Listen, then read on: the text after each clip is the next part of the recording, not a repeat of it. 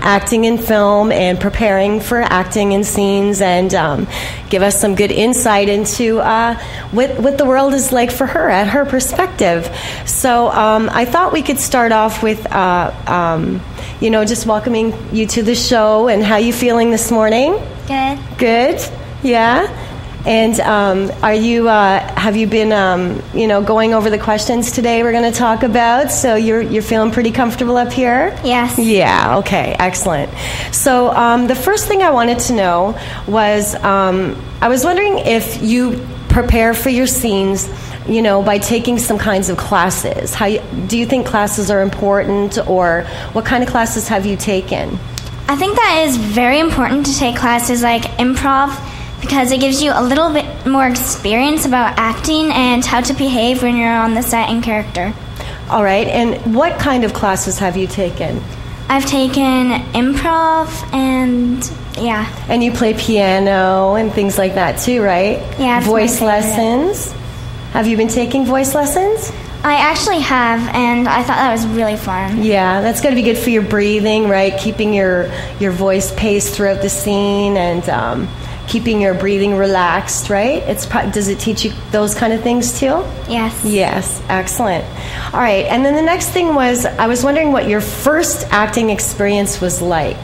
My first acting experience was when I did my first play called Cinderella. In this play, I was an evil stepsister, which was a very big challenge for me because I am such a nice person, and my character was very mean. Yeah, sometimes when you're acting, you take on roles that aren't your personal character. Do you like that when you're doing something different that way? I like to do roles that are challenging because that way I get to learn more. That's right. You're such a good student too, I can imagine. That's really excellent. And then have you done any other acting work?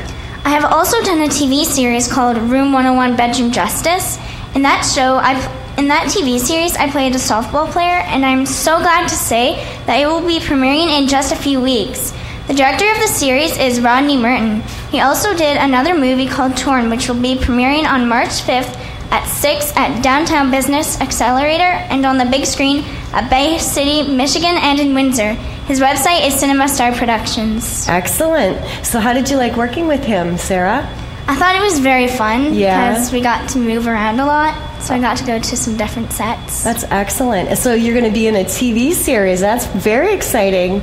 A lot of adult actors, they never even get that opportunity. So for you to achieve that at such a young age, because how old are you? I'm 13 years old. 13. So you're way ahead in the acting game than even a lot of adults that have been at it for a long time. And one thing I know about acting that we hadn't talked about was the go-see, when you go on auditions, or you'll go where the directors kind of have a look at you and see if you kind of fit into what they're looking for. Have you done any of those? I actually have. When I went for my first audition for the TV series, I just got to know people, and it was really easy. Yeah, it's good experience just to be there, I think, right? To be on the set and you kind of see how everything works, and it's good experience even if you're not actually in the scene, I think, right? Yeah. Yeah, it's really good. Okay, so I know with me, like when I get a script and I have to practice to remember it, how are you, when it comes to memorizing scripts, how do you do that? I usually can memorize all of my lines, and if I was on set and they handed me some new lines that I hadn't learned yet, I would check them over for a while, and then after 2 or 3 minutes, they're in my head and I can do the new scene. That's quite amazing. That's very, very amazing, because not a lot of people can do that, memorize it like that. That's awesome. And then what has been your favorite role so far in your career? I would have to say that my favorite role so far in my career is when I played Rose. Rose is a 13-year-old girl who is dealing with difficult family issues. That is really all I can say about this character, but I can say that it was a very challenging role because of the range of emotions that I had to display on camera. Yeah, like the film you're talking about it covers abuse, right? So that was kind of hard. Was that the first time you had done a film like that? It actually was. Yeah, it's pretty scary, right? Yeah. And then, like when you're acting in a scene like that, how do you get into character? for a scene like that? I'm just thinking about the person and how they would feel. Like if I put myself in their shoes and I try to grab all the emotions and everything they would feel. Right, because you want the character to be like, you want the character to represent what the script is saying, but being the actor, you're the one giving the life to that role, right? Yes. Yeah. And how do you feel when you're on a set and you're doing a scene that you don't have personal experience with? You know, you're preparing for the role best you can. Do you find once you start getting into the shoot a little bit, you become more comfortable with it right away, or? For me, I always get a little nervous before I go on set because I'm trying to get into character and ready for the shoot. I wouldn't really call it fear. It's just that little feeling you get in your stomach. But once I get comfortable on set, I'm fine and I can do everything. Now, as most actors have to sign a non-disclosure contract, how does that play out when you were at school, for example? Some kids at school think I don't want to tell them, and I don't think they would understand that I'm on contract and I can't really say anything about it. Yeah, I find that too in my adult, like when I'm out in my business world doing my other jobs, that people want to know about what's in the films, but when you are signed on to a film as an actor, mostly everyone on the set actually has to sign a non-disclosure agreement. Do you know what that non-disclosure agreement means? It means that you can't talk about it. Right, and then if we do, right, we can be sued for damages if something leaks out about the film before we're allowed to talk about it. So we kind of have to wait till the film, till we've been given clearance by the film company to actually talk about it. So it's got to cause some difficulties there for you. Do your friends want to know all about your latest play or movie roles? And how do you handle not being able to tell them? Because many may not be able to understand that you can't talk about it. Yes, all of my friends want to know all about my latest play or movie roles, and when they ask me a question, I simply just say I can't answer that because I'm on contract. Yeah, it's got to be hard, especially for people that don't understand the business, but it's actually really common in our business. How do you feel about playing multiple genre roles, like playing a boy, for example? Or what would you do if they wanted you to cut your hair off or dye your hair for a role? Would you do it? Well, I actually have played a boy a couple of times in my plays I used to do, and I found that a lot of fun. And if they asked me to dye my hair or cut it off for a role, I would, because acting is my passion. Yeah, I think I would too. And I think it's cool to play all kinds of roles, even if we don't have experience, or, obviously if you're a girl playing a boy, that's, way beyond what you would normally know what to do. But I think those variations in our roles are what, make us better actors, right? If we just stay doing one character, they call that typecasting, right? Where you'll only get that kind of work. So I guess the more variety we have in our portfolios to say, the difference in characters that we can play will only benefit us too in the end, right? So it's always good to not shy away from a little challenge, I think, right? Yeah. Yeah. Now, I happen to know that you were looking at voiceover work too. Did you like that kind of work? Yes, I thought it was really cool and challenging to express all the emotions through my voice. Yeah, that's kind of exciting, I think. I've never actually done voiceover work. Do you have any of that coming up in the near future? I'm hoping. Yeah, for sure. Let me know. I'd like to know. Now, in some film work, your sets are varied in that some are outside or in public places. Have you had any experience with that, and did you like that experience too? I actually have done some scenes like that, and I thought it was very fun. Before I came into this business, I thought that some scenes in movies, like a restaurant one for example, they would just act it in front of a green screen, and when they're done in editing, they would just put the picture on for the movie. But now I know better. So that's pretty cool. And did you like being out in different scenes like that? Yeah, I thought it was really fun and cool. Now, how do you handle acting in a public place? You have all the other just regular everyday people running around, usually outside of unless it's a closed set. So are you able still to focus even if there's a million things going on behind the camera? When I get my character, I bury my personality, so I'll only stay in that character till the end of the shoot. That's really amazing. And that's quite a talent, you know. A lot of people get distracted by all the commotion on set, but because you're experienced now, you're an actually experienced actress, it's kind of cool that you can just focus on the task at hand and get your job done. Now, I happen to know your parents are with you at all times, at all the sets and auditions. Do you think that it is important to always have someone with you as a child actor?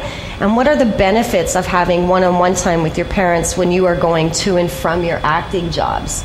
I think that it is very important to have a parent with you at all times, and the benefit of having one-on-one time with my parents is that I get to learn some new stuff about them that I never knew. For example, I never knew that my parents were on a bowling team and a baseball team. That's pretty cool. Like, I wouldn't have thought of that. The travel time in between is kind of like a bonding experience with you for your parents, right? Yeah, it's really fun. And you're so lucky because a lot of parents aren't like your parents, where they're with you all the time, protecting you and making sure, you know, nothing would happen to you, you know, that shouldn't. And it's pretty awesome that your parents are so involved in your career. And I also know, I asked your mom the other day how she knew you wanted to be in acting. And she actually told me that when you were a little girl, you used to line up all your dollies and you would tell them, okay, you say this, you say that, you say that. True. And then you would act out. Do you remember that? Or every day I think about it whenever I get a script. You do that same thing, right? Because when I was little, I always wanted to be in movies, and now I've accomplished it. So. Now, what kinds of films do you like the best, or plays?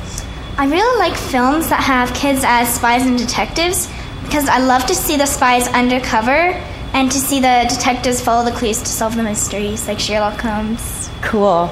Now, you've done a lot of live plays, right? Yeah. How many live plays have you done? I've actually done 7, I think. Wow.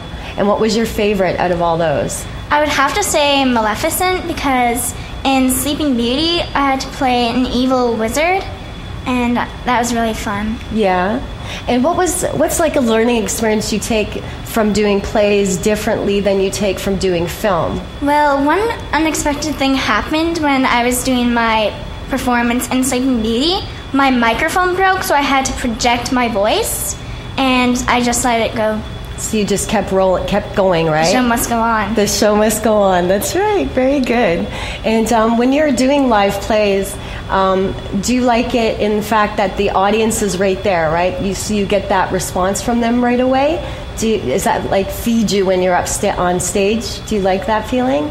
Yeah. When they give me positive energy, I just twist it around and use it to my own. And that's what a lot of people who perform live say that too, that they get that energy from the audience and they use it. It kind of, fills you up and just, I don't know, it keeps you focused on what you're doing too, right? Yeah. Now, is it true when you look out to the crowd that it's all dark, like you can't really see everybody out there, or can you actually see who's out there? Well, sometimes you can. It depends on the lighting. Like, if you're doing a scene where there's a bad guy and they're trying to do something, then it goes all dark. But if there's like a celebration, then the lights are on and you can see some of the people. Okay. Do you actually look out at the crowd, or? I like to make eye contact with the crowd so they know what's going on. So yeah. Yeah, a lot of actors will look above the crowd and like out into the center of the audience. They can't really focus, so it takes really good concentration and experience to actually be able to look right at the audience, right, and take them on one-on-one. Now, being a creative person like me, sometimes we are a little more easygoing than others, but we have to fit into groups and situations of life that don't include acting. Do you find yourself being different when you are at home or working than, say, in school, perhaps? When I'm at school, I try so hard to fit in because I'm scared that if I don't wear the same clothes that my friends wear, they will pick on me. And at home, I feel very relaxed because I know I fit in and I can be myself. Yeah, being a creative person kind of has its ups and downs, right? Yep. Yeah, it's hard. But, being different is a good thing. Because if we all look the same, there wouldn't be any of us that stood out, or became role models to other people if we were all just the same. So it's really important not to lose that part of yourself, kind of embrace it, and be proud of that you stand out different from everyone else, because you are a role model to all the other kids. Even if they don't quite understand what's going on with you right now, they will down the road, and they'll be like, oh, I remember Sarah, and they're always going to have what you've left with them still in them for the rest of their lives, even though they don't realize it right now. So never be afraid to be different. And I think as an actor that you get to bring that out a little bit, right? It gets to show your creative side, I think. Do you agree? Yeah. Yeah.